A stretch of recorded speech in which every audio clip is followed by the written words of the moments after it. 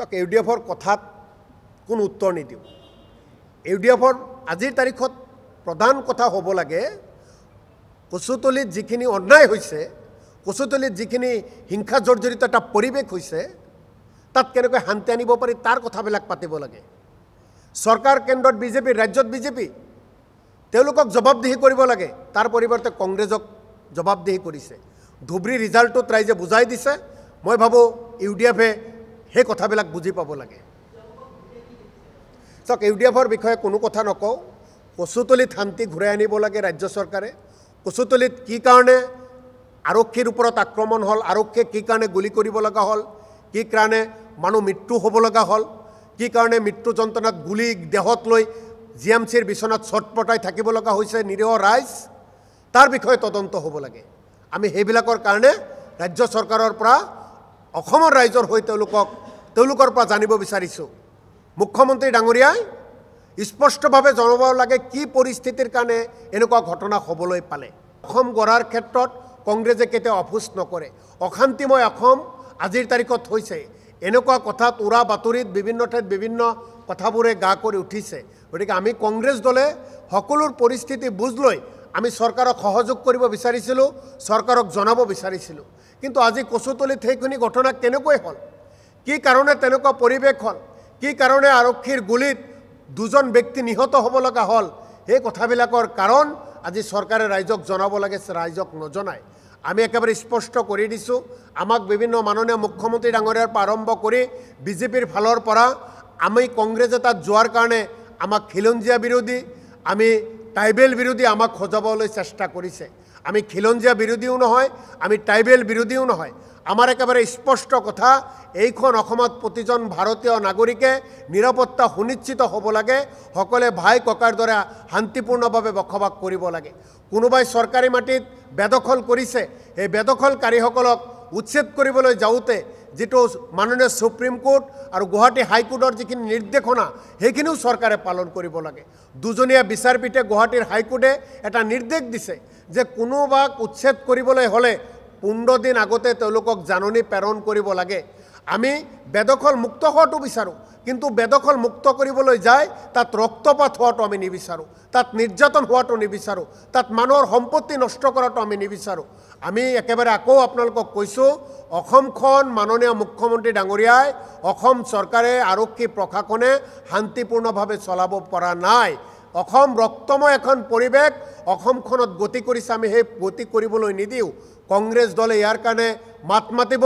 কংগ্ৰেছ দলক যিমানেই বিজেপিয়ে সমালোচনা কৰক, সেই সমালোচনাক আমি গ্ৰাহ্য নকৰোঁ। কাৰণ আমি ট্ৰাইবেলসকলৰ লগতো আছোঁ, আমি অসমীয়া সমাজখনৰ লগত আছোঁ, আমি ভাৰতীয় জনতাৰ লগত আছোঁ। আৰু আপোনালোকক এই কথা স্পষ্টভাৱে কওঁ, ইয়াৰ কাৰণে আমাৰ দলপতি দেৱব্ৰত শইকীয়া ডাঙৰীয়াই আজি যিহেতু আমাক প্ৰৱেশ কৰিব নিদিলে, বিধানসভাৰ মাননীয় অধ্যক্ষ ডাঙৰীয়াক পত্ৰ প্ৰেৰণ কৰা হৈছে।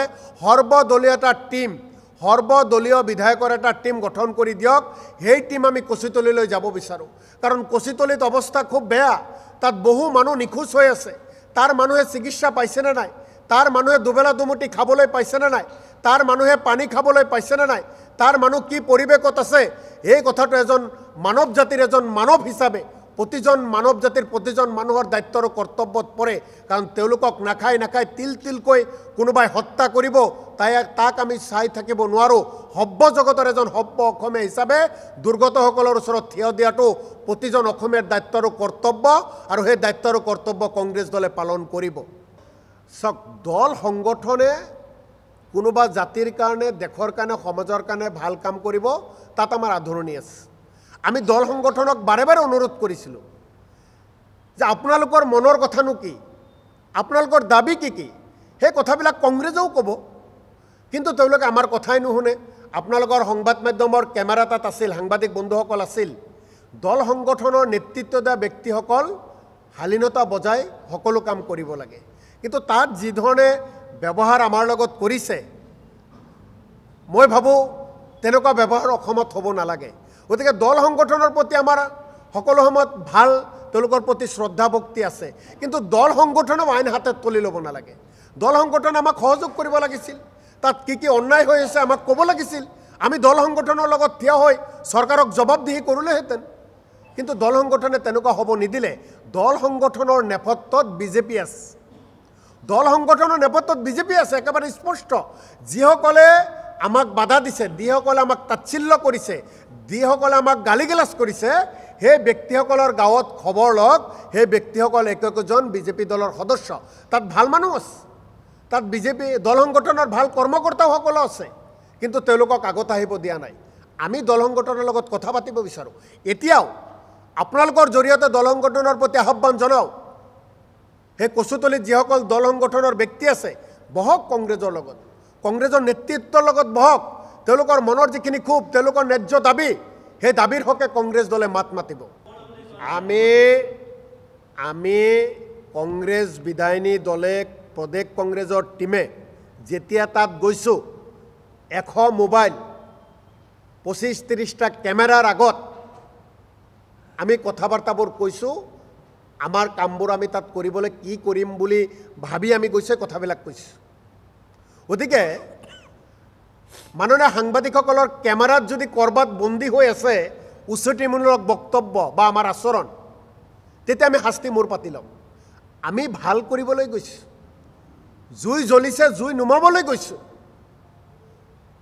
কিন্তু বিজেপি আমাক উচতনি দিয়া বুলি কৈছে যদি উচতনি দিছোঁ যদি প্ৰমাণ আছে তেওঁলোকে প্ৰমাণিত কৰক আমি শাস্তি গ্ৰহণ কৰিম আমি বিজেপিৰ দলৰ প্ৰতি আহ্বান জনাওঁ অসমখন এনেকৈ থানবান কৰিবলৈ নিদিব অসমখনক অশান্তিময় পৰিৱেশৰ পিনে বিজেপি চৰকাৰ আপোনালোকে গতি কৰাই নিদিব এটা শান্তি বজাই ৰাখক আৰু সেই শান্তি বজাৰ কাৰণে কংগ্ৰেছ দলে কাম কৰিবলৈ গৈছিল আমাক তেওঁলোকে আৰু উচতনি দিয়া বুলি কৈছে অত্যন্ত দুখজনক কথা অসমৰ ৰাইজে দেখিছে আপোনালোকে লাইভ কৰিছে বাতৰি পৰিৱেশন হৈছে কংগ্ৰেছ দলৰ যিসকল সদস্য গৈছিল তেওঁলোকৰ কথা বাৰ্তা আচৰণ অসমৰ ৰাইজে দেখিছে অসমৰ ৰাইজে বিচাৰ কৰিব বিজেপি চৰকাৰে সুস্থভাৱে ৰাজ্যখন চলাব পৰা নাই যাৰ বাবে কংগ্ৰেছ দলক তেওঁলোকে দোষাৰোপ কৰিব বিচাৰিছে